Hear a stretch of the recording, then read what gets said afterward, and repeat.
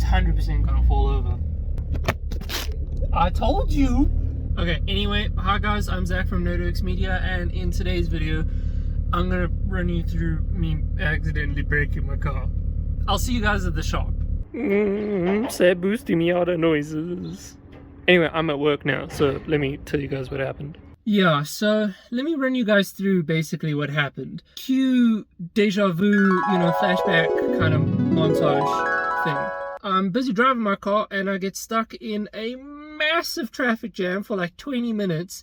Now, you can imagine a button clutch in traffic, like bumper to bumper traffic.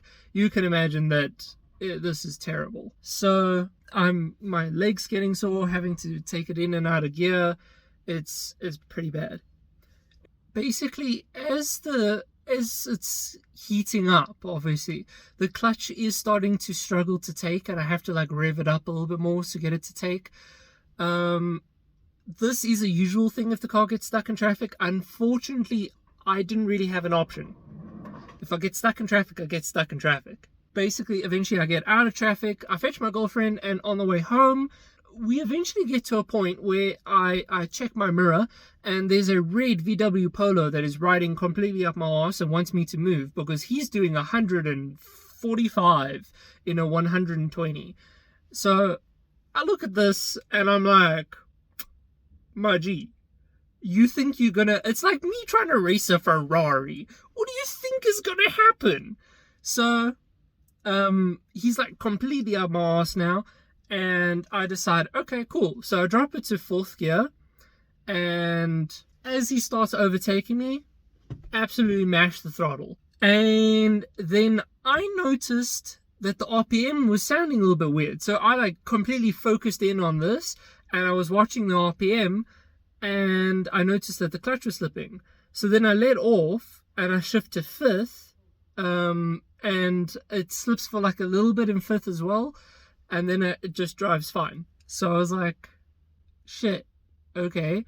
Absolutely destroyed the guy in the Polo, but my point being. Then my girlfriend leans over and tells me it was making the beeping noise.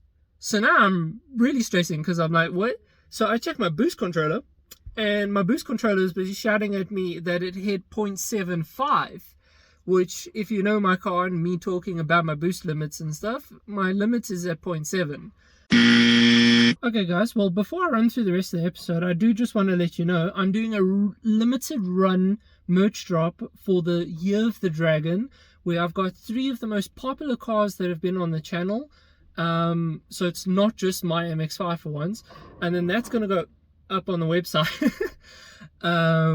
between March and April, if I remember correctly. I'll have the dates on screen now, and I'll have the pictures of the merch on screen now. This should be on t-shirts, or available on t-shirts, hoodies, and maybe as posters as well. Speaking of posters, I'm also going to have new not limited merch, including some cool like posters with like some cool tech info on the Mazda MX-5, NodoX Media, the Datsun 280Z, and the RB25 swapped 200SX. That's all been featured on my channel yet again. All of this will be available soon. Starting to build up some hype.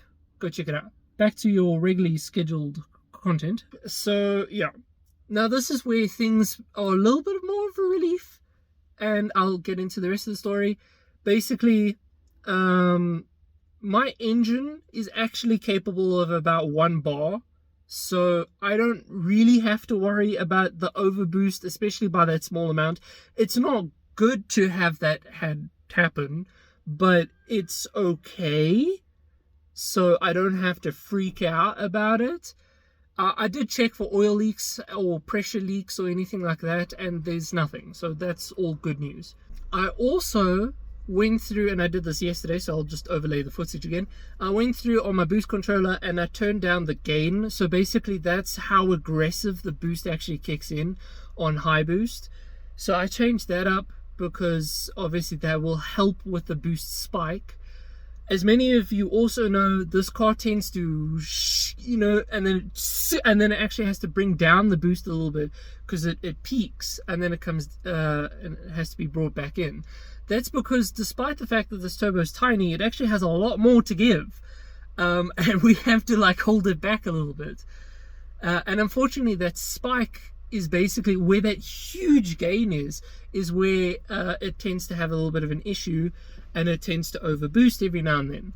I've never had it overboost to this degree. The worst that I've ever had is it hit 0.72, and that was strangely enough on startup. I turned the key and it did that. But anyway, so in short, the motor should still be fine. And to be honest with you, by the sounds of it, and after the fact, after it slipped the clutch and it overboosted, I did hammer it in first and second gear, and it was completely fine. The clutch held up and the engine held up completely fine.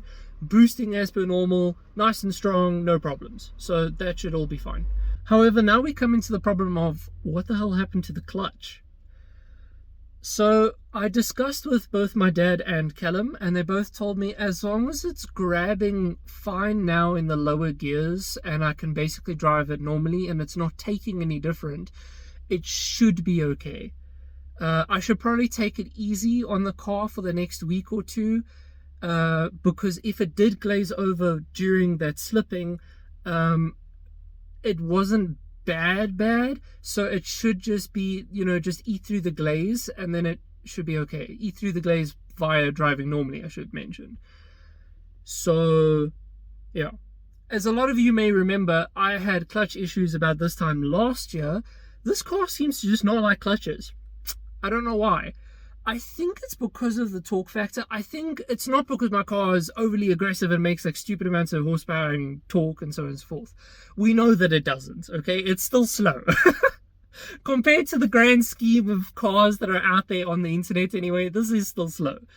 But I think it has to do with the fact on that when it surges like that and the boost actually comes in, I think that hits, and that because it it spools at like 2.5, 3,000, and then hits full boost immediately at like 4,000 rpm, 3,500 rpm. So it's got like 1,000 rpm to go from almost nothing to full boost, which is very aggressive, And I think that surge, that sudden whap of power, is what causes the clutch to slip. Anyway, I would take you guys for a drive, but I've obviously just gotten to it. I should have recorded my drive to work. What am I doing? But anyway, everything should be okay, but I thought I'd give you guys an update on the car and what's happened. If you guys did enjoy this video and want to see more or help me sponsor a once-a-year clutch replacement, apparently, I do have a link down to my Patreon down below. Please go check it out. They get like exclusive content and stuff. I will admit I have been slacking on it recently. I am sorry to those who are on my Patreon, aka Damon. Hi. I am sorry, but yeah, hopefully we'll have some more cool content soon. Until then, guys, cheers.